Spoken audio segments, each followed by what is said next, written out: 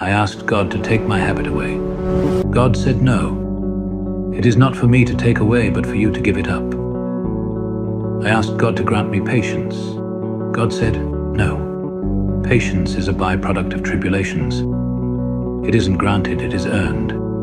I asked God to give me happiness. God said no. I give you blessings, happiness is up to you. I asked God to spare me pain. God said no. Suffering draws you apart from worldly cares and brings you closer to me. I asked God to make my spirit grow. God said no.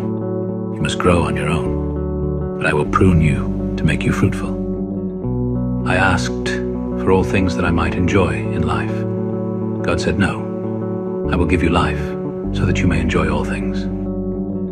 Then I asked God to help me love others as much as He loves me. God said,